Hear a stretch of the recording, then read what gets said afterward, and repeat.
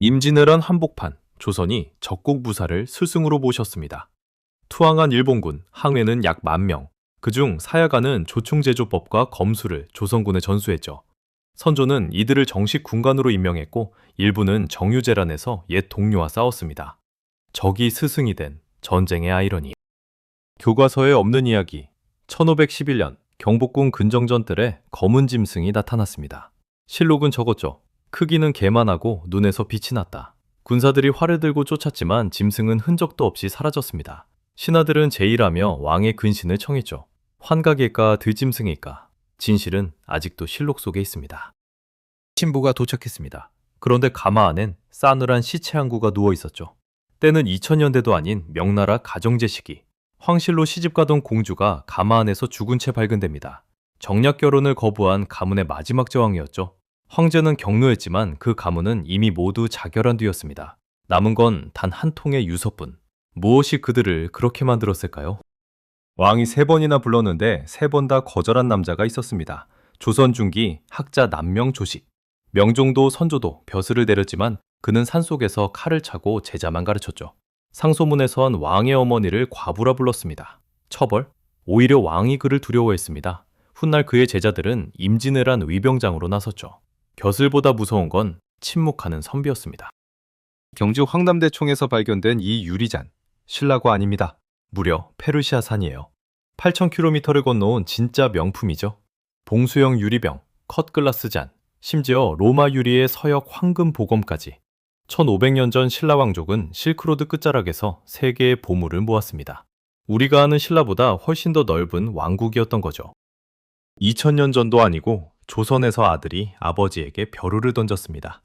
1645년 소현세자가 청나라 인제 8년 만에 돌아옵니다. 그의 짐에는 망원경, 지구애, 천주교 서적, 서양 문물이었죠. 그런데 인조는 격노합니다.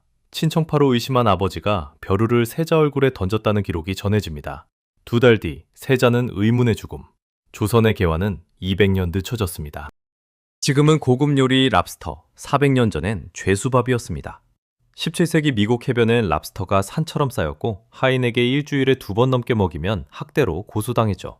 바다의 바퀴벌레라 불릴 만큼 흔했거든요.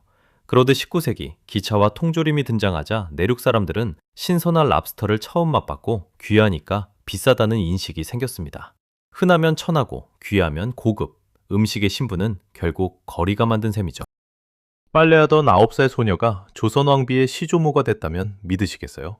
창빈 안씨는 최하급 나인으로 궁에 들어왔어요. 그런데 우연히 중종의 눈에 들어 후궁이 됩니다.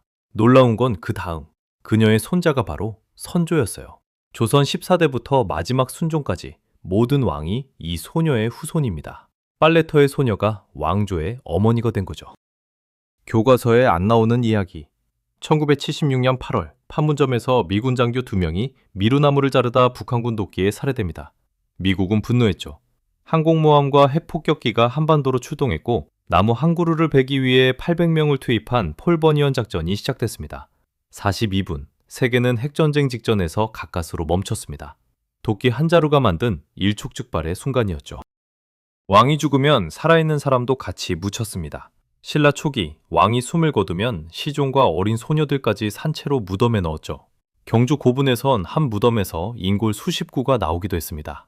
502년, 지증왕이 마침내 순장 금지령을 내립니다. 그 빈자리엔 흙으로 빚은 인형, 토용이 대신 들어갔죠.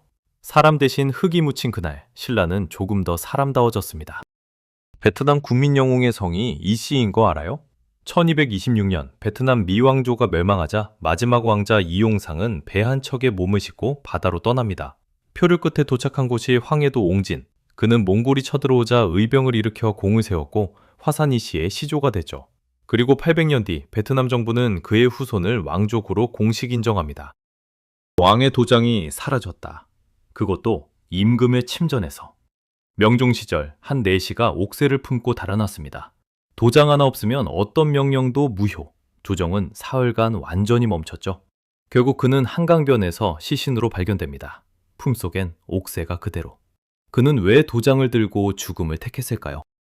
찰수 대첩하면 을지문덕이 강을 막았다가 한꺼번에 터뜨렸다. 다들 이렇게 배우셨죠?